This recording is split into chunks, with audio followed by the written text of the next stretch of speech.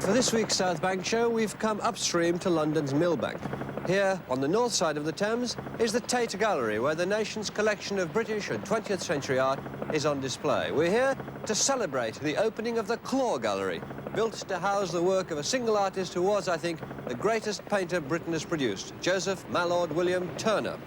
This wing, in which are displayed for the first time together over 300 oil paintings and 20,000 watercolours, drawings and engravings, we're being allowed to preview Turner's gallery, a privilege of which Turner, who built his own gallery to show his work free to the public, might have approved. For this programme, we invited a range of people with a particular interest in Turner to discuss the artist, taking as their starting point one of his paintings. What value would you put on this collection in the Claw Gallery today, with 300 oils, 20,000? Well, I think that's, you know, there's only one way you could do that, and that's by selling them, and that is not feasible. But I suppose there must be 20 pictures in this gallery, which must be worth £10 million each or more. So that's 200 million. It must be, I think that the safest thing is to say hundreds of millions of pounds, really. He came from a barber's shop down a dark entry off Covent Garden, near the piazza. Just down the road was the Strand and the Lighterman and the river, which he spent a lot of time on, and down the river was London, the Pool of London at London Bridge, with the forest of masts, all sailing ships, of course. And that's where he grew up, and of course, he was a Cockney. His father was 5'0". In fact, he was a talkative little barber who was always spinning up on his feet, on his toes, to talk to people because he was so small. And Turner was the same. And at 14, Turner was sent to the Royal Academy schools. He got in, he passed the test. At 21, he had his first oil painting hung there. It was a sea piece, but it was not in daylight, but in moonlight. And at 24, he was elected associate member of the Royal Academy, and he had arrived. And he even set up his own self-portrait and painted himself in oils. A very rare thing, because he was so self-conscious that he wouldn't allow, ever afterwards, anybody to do his portrait. He explained why to one of his friends. He said, people seeing my likeness will say, such a little fellow as this can never draw. I've come up to the reserve collection and in fact chosen a little picture that's called Moonlight, a Study at Millbank, which is also very interesting because it would be the view directly outside the Tate. Obviously things have changed a great deal, but it's the same river, it's the same water. And it's such a simple little picture with just the moon and the reflection. In painting in general, it's the precise that I like. I've always veered towards technical precision in paintings. I suppose the kind of painting I do is rather tight, therefore that's the kind of painting I've tended to look at. But a little picture like this is so beautiful. I mean, it's so simple and atmospheric that it's a magnificent little picture. Conditions were right at the time, in the early 19th century, for an artist's gifts and temperament. The Royal Academy was established, the British art had come of age, or the British school had come of age, and it is the range of his art which is so striking. And one sees nature, one sees the sky, mountains, water, and then you see agriculture, industry, buildings, war, peace, the whole range of human beings as well. And he allied all this, of course, with amazing technical skill. Marvellous taste in terms of colour and light effects, but which doesn't go with the Rococo chic because it's something very individual. And Turner and one or two other artists of his generation were the first British landscapists to be recognised as men of genius. The Royal Academy was really Turner's family. That's how he saw it. But the great days at the Royal Academy in those days were the varnishing days.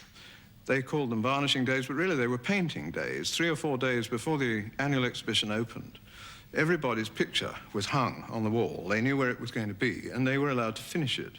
Well, Turner practically started it, as well as finishing it, on the wall.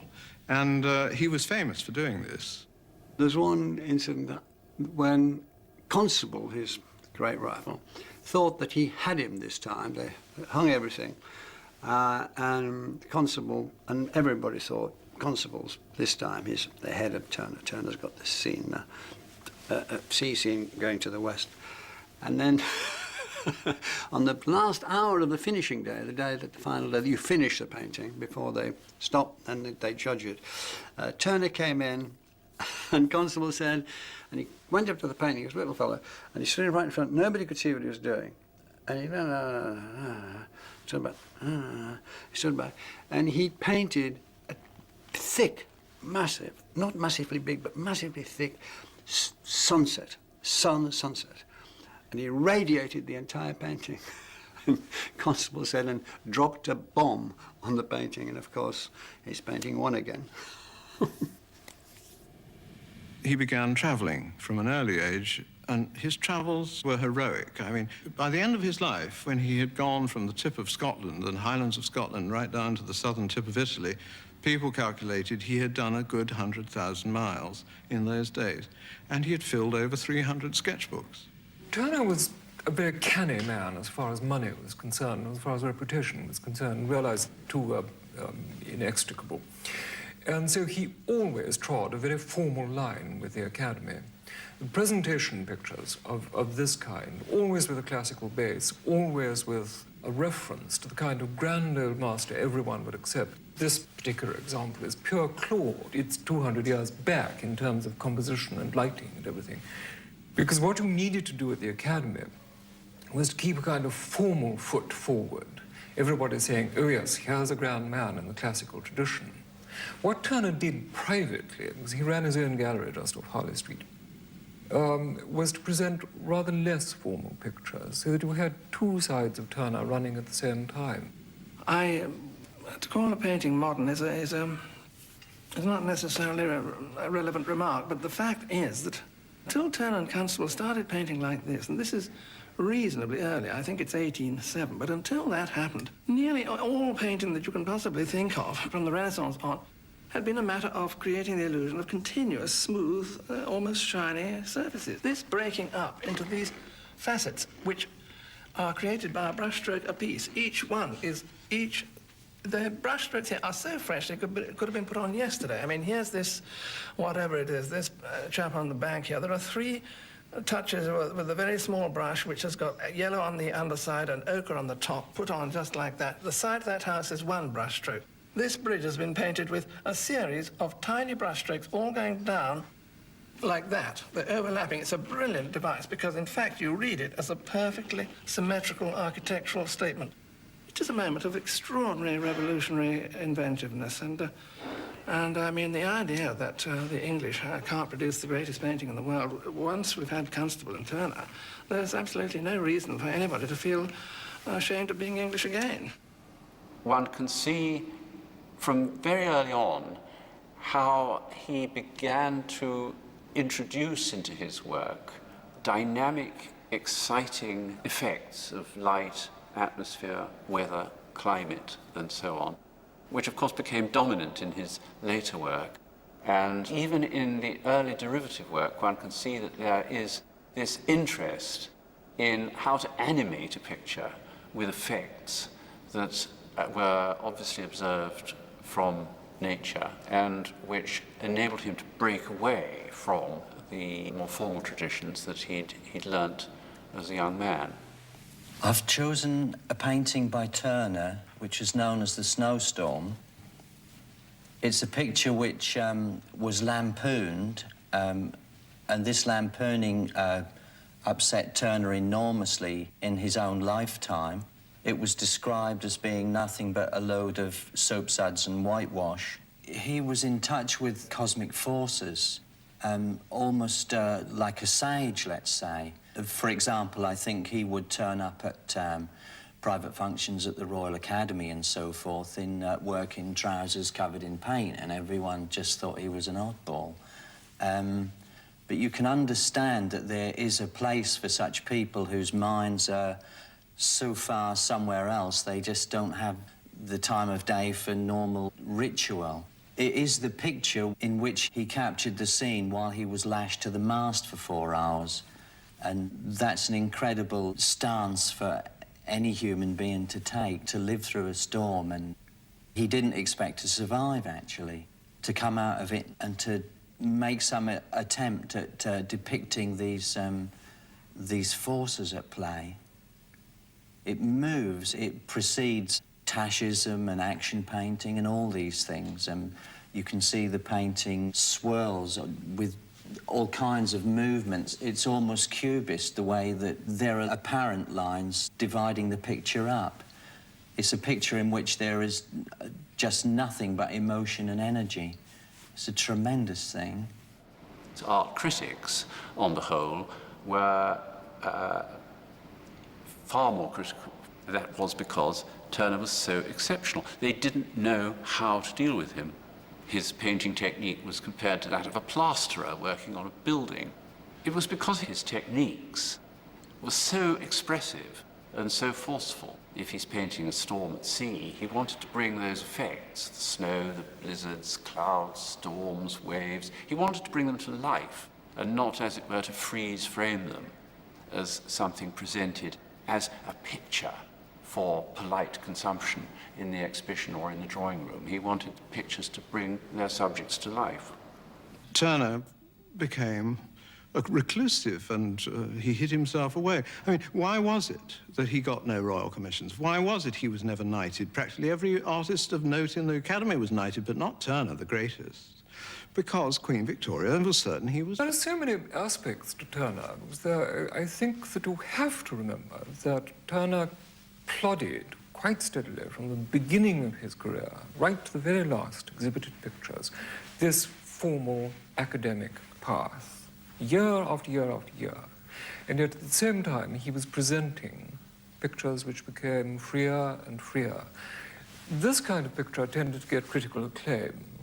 The picture that was his more private, evocative, personal observation tended to be blasted by the critics. And it was really only Ruskin, coming in very late in Turner's life, Ruskin very young, but early influential as an aesthete and a man who could promote a reputation, who really made late Turner intelligible to a general audience at all. He had some properties in Wapping, which he had inherited, and he knocked 2 or 3 cottages together and made them into a pub. The fact that Turner had this property at Wapping and used to spend weekends there actually turned out to be the biggest shock of Ruskin's life, because when he was going through the boxes and boxes of drawings, he had this unpleasant surprise. One day, he said, I came across a portfolio filled with painting after painting of the most shameful sort. My hero used to go down to Wapping on a Friday and live there till Monday with the sailors' women, painting them in every posture of abandonment. And eventually, he came to the conclusion, with the agreement of the director of the National Gallery, that they should all be burnt. Now, Ruskin was the worst man you could have asked to have made this discovery. He had plenty of sexual hang-ups himself. His own marriage was never consummated, and he was appalled. A lot has been made over the years of the story that Ruskin supposedly destroyed or encouraged the destruction or the burning of some erotic drawings that Turner had made in some of his sketchbooks. I think, actually, whether he did or whether he didn't, he certainly didn't manage to destroy them all, because we still have some here in this collection. So either he missed some or he just didn't do it at all. It's a picture really with about 47 years painting experience in it. It's the kind of painting which his critics didn't like at all. Somebody said Turner's paintings were of nothing and very like. Constable talked about Turner using tinted steam. I mean, I think it's a marvelous picture. It's so modern, it's so wonderfully painted. It's all this wonderful colour. It is nothing in a sense, but my God, colour, light, it's everything which a lot of modern art is about. I mean, I wonder if Turner were alive now for the opening of this place. He was going around with the Queen and the Duke of Edinburgh through the modern collection. I wonder what he'd have to say about it all. This picture takes me right through to the late Monets. Monet made several marvellous paintings of the Thames, Westminster, with the fog and the mist, straight out of Turner. And when Monet died, Mark Rothko started painting in America in 1926. And this even takes us through into Rothko. I mean, that picture, in a sense, would not look out of date or out of place if it had been done by a young artist today and was just being exhibited as a new work. Do you think that this collection here of 300 oil paintings, 20,000 watercolours, engravings and so on, is decently, properly, adequately representative of Turner? No. And that really does have to be the answer. Here, within the confines of this gallery, the answer is no. What's missing then? What is missing are the really stunning pictures. And there are stunning pictures scattered all over the world. I mean, if you really want to do a service to Turner, you pull together the best. You do not put on view permanently the worst. Much of this is material that was, as it were, studio sweepings. There are pictures which were left unfinished because he realized at an early stage that they were unfinishable, not because they were so beautiful in that unfinished state, but because he couldn't resolve the problems that he'd set himself. Well, it's odd you should say that, because I found that one of the attractions of the collection, particularly in the reserve rooms upstairs, which take their colour, the wall colour, from the artist's own studio, and feel as if you're going into an artist's studio. And once one gets the catalogue, so you can find out exactly what's going on, the idea of half-finished works, works begun and abandoned, and that's works in process, works leading to other works, and then the finished work around. I find that rather attractive than anything else. It's an argument I'm perfectly prepared to accept, but I think, nevertheless, that without the very best pictures here, and the very best pictures are absent, you are dealing with a level of achievement which is below the real Turner. These pictures, I think, perhaps partly because they have no frames, which was a great help, seem to me to be the final perfection, if one could put it like that, of Turner's art.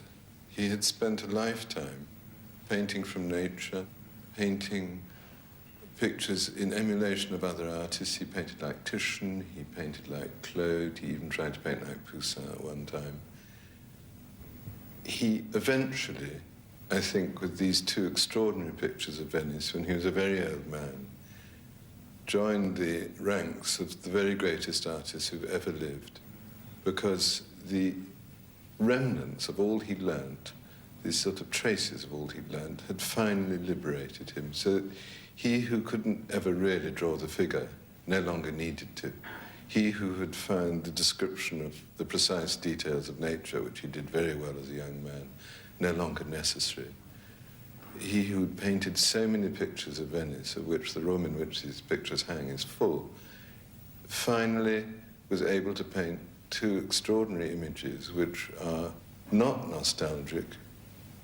They are infinitely romantic because they are not trapped at any moment of time. They might just as well be the Venice that you're going to look at when you next go there as the Venice that Turner himself remembered. Paint, which he'd used for so many different, perhaps extraneous reasons ultimately, had become completely his ally as an artist. And so any mark that he made, any thickening of the paint, any transparency, any tiny little smudge or nudge to the painted surface became light, air, figures, and somehow became the world itself.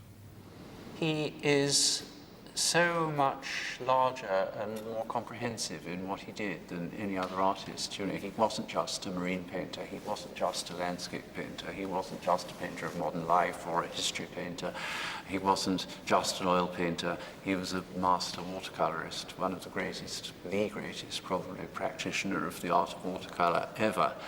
And not only is there this extraordinary range, but there's this astonishing trajectory of development. He was an artist who was constantly reinventing himself. The advances that he made in his work across his life are unmatched by any other painter at the time, I think, or since.